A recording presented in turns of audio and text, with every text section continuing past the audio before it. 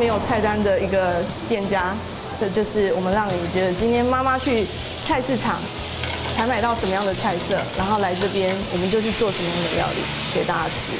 妈妈早上甩的肉丸子蒸了上桌，和客人分享。酱香卤肉则是用酱油细火慢炖，在门口香气诱人。妈妈就会在门口起一个炭火的炉灶，然后卤一锅肉，你就家家都是卤肉香。对我来讲，那是客家的味道。客家的味道在李明倩的味蕾记忆里和酱香味重叠。我们厨房没有盐巴跟味素，只有酱油跟我们自己独家的一些调味料。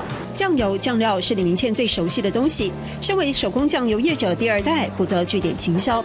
这里原本该是卖酱油的门市，李明倩透过实物体验行销，改造了潮州当地人熟悉将近60年屋龄的中医诊所，则别有用心。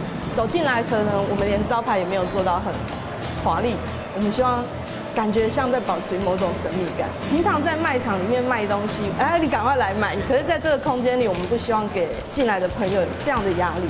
某空用的想法，某空用的做法，某空用的想法，某空用的做法，就是不一样的想法，不一样的做法。因为手工酱油比起化学酱油，除了让人安心，还有花时间去酝酿的心意。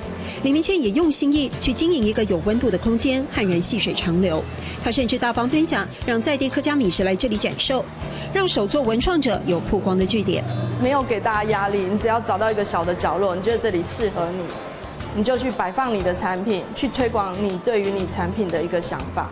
其实这个牧场基地每个月都处于亏损，李明倩总是笑笑说没关系，她是勇于尝试的客家女子，期待更多人加入，回乡创自己喜欢的业，做自己喜欢的事。某空用的想法，某空用的做法，某空用的想法，某空用的做法。谢谢钟怡老师。